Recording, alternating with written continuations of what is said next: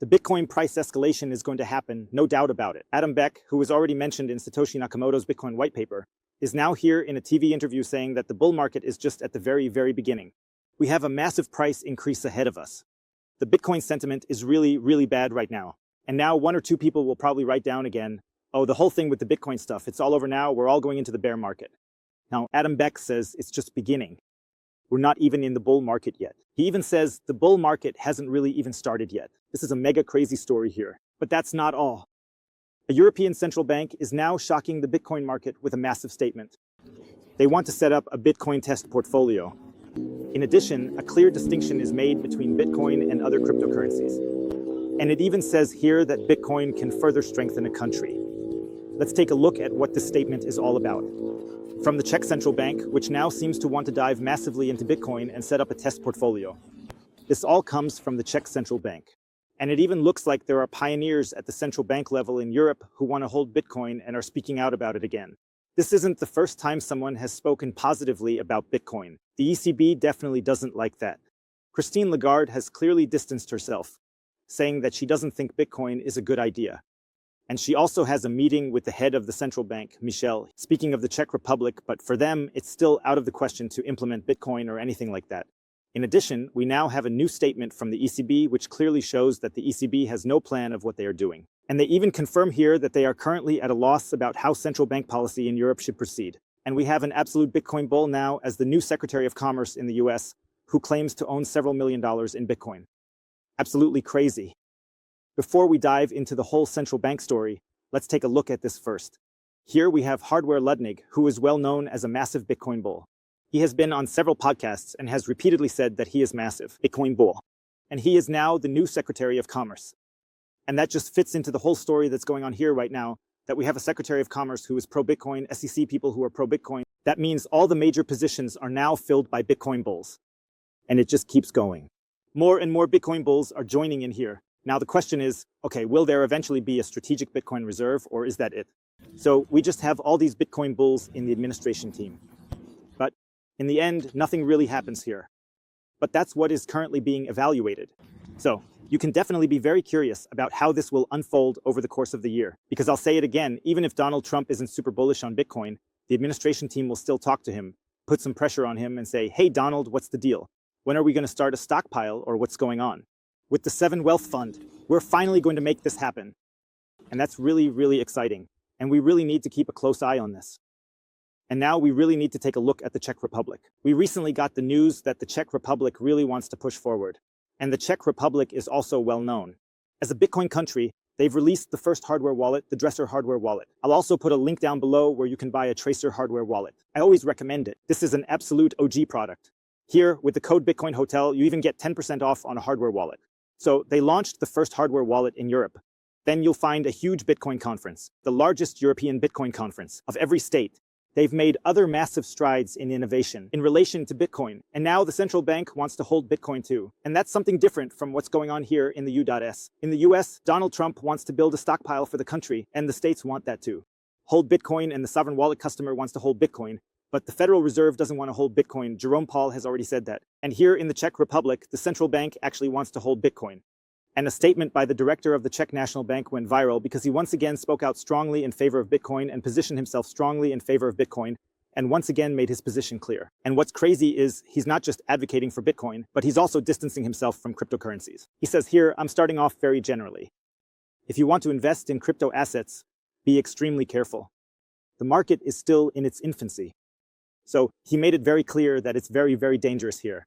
He says that it's comparable with the 1990s, when there was a transition from socialism to capitalism. And then there were a lot of investments that collapsed because there was a turnaround. And a lot has changed here. And he simply says that there are a lot of projects that are very, very uncertain about whether they'll even exist in the future. With Bitcoin, it's actually very, very secure. He clearly distinguishes Bitcoin from the other cryptocurrencies. And that's already very, very strong because we rarely see this kind of understanding.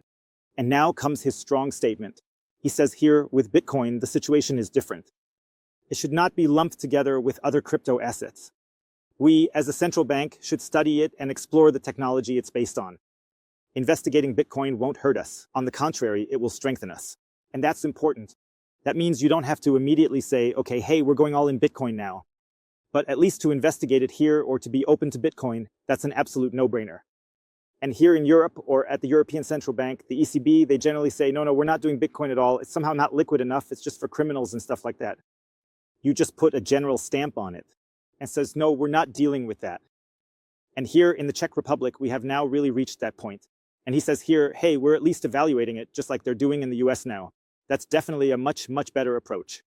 It says then further, at the CNB Bank Board meeting in January, I presented a proposal to analyze the possibility of creating a Bitcoin Cash portfolio. This step is motivated by the desire to get to know and try out this high-risk alternative investment product. So they're saying, hey, let's put in 1%, let's put in 0.1%, let's just dip our toes in and see how it goes. And we also see all the companies that really explode, like Metaplanet or MicroStrategy, or even the private portfolios that just explode when Bitcoin is mixed in. And if it works at the private level, if it works at the corporate level, if it works at the pension fund level, if it works at the investment fund level, then why shouldn't it work at the government level? And drop that in the comments for me. I don't understand why someone can turn against Bitcoin like the European Central Bank, for example. Unless, of course, they might have something to lose. Unless they just don't have their whole house in order. We'll get to that in just a moment. He goes on to say that I emphasize the need to adapt to the changing conditions in the financial markets and to explore new options for reserve management. I explained that Bitcoin is very volatile and could one day be worth one of two extremes. So it clearly says here, Bitcoin could either rise to infinity or not. Infinity, but very, very high. Satoshi already said this, so Bitcoin will either absolutely explode or it will completely crash. In 50 years, we could have a Bitcoin price that's in the millions of dollars. Or we'll have a Bitcoin price that's really at zero, meaning Bitcoin has disappeared into irrelevance. There's nothing in between. And that's a theory you keep hearing about. Not only from Satoshi, now also from the head of the central bank, but again and again in the Bitcoin community this theory is repeated that we have the all-or-nothing theory or the all-or-nothing story. Either Bitcoin will completely take over, or it will fade into irrelevance. But imagining something in between is really, really hard. And now we have this massively bullish central bank here in the Czech Republic. And if we take a look at Europe now, or at the ECB, not just Europe, if we take a look at that, then we have here Isabel Schnabel, who has just released a new interview. And here she actually says, and she is also partly responsible for what's going on here in the ECB regarding monetary policy. She says here that since we can no longer rely on our monetary policy being restrictive, the direction of development has become unclear. She says, Executive Board Member Isabel Schnabel, we're approaching the point where we might need to pause or stop our interest rate cuts. And what's being said here is just crazy. So, first of all, they're saying here the direction of development has become unclear. So they're clearly admitting here that they have no plan for what they're doing. We're just some folks making interest rate decisions, but we really have no clue how that's going to change the economy or how the economy will develop, how that's going to affect inflation. So we've seen the ECB keep lowering interest rates. Then they said, yeah, inflation, we've got it all under control, folks, don't worry. Now the interest rates are down and suddenly inflation is coming back. Now they're suddenly saying, hey, we actually don't have a plan anymore. We don't know if we should keep going lower or start going higher. Actually, we said, okay, things look pretty good. We're heading towards 2%, so we can loosen up a bit on the monetary policy. Now we suddenly see, okay, inflation might be coming back. Now all of a sudden, it's like, okay, hey, we need to raise interest rates again. And that just shows how messed up it is that we have like 2, 3, 4, 5 people who can decide how the entire Eurozone's monetary policy should look. And that's the nice thing about Bitcoin. There are no central bank meetings. There are no Isabel Schnabel and Lagarde deciding on interest rate policy or anything like that. Are we raising interest rates now, lowering them, doing quantitative easing or quantitative tightening? And this is the result where they even confirm, hey, we actually have no plan. And that's the conclusion for Bitcoin, where it's been said, okay, we have a transparent ledger, transparent monetary policy. Monetary policy is clearly defined for the next thousands of years. No one is going to interfere, no one is going to manipulate. And it's all predefined. And the source code is way better suited than some central bankers who make mistakes and can be corrupted. And that's why only Bitcoin is not corruptible. You can just ask yourselves, what do you believe more? Do you believe the decentralized computer code that is open source? Or do you trust Christine Lagarde, who's somehow a convicted criminal?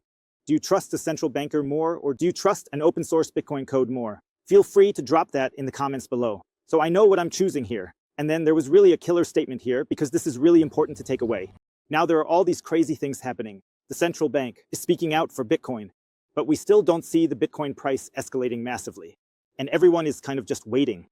The mood is really bad again, especially when we have such a long sideways phase. A lot of people are losing their patience. A lot of people, you can see it in the comments too, they write stuff like, oh, I'm done, it's going into a bear market, I'm selling my Bitcoin, peace out, I'm over it, and so on. Now here comes Adam Back, and he's in a TV interview with CNBC. Adam Back says, hey, we're still at the very beginning of the bull market, we're not even in the bull market yet. Listen in to find out why he's so ultra bullish. Like I said, this isn't just some random dude.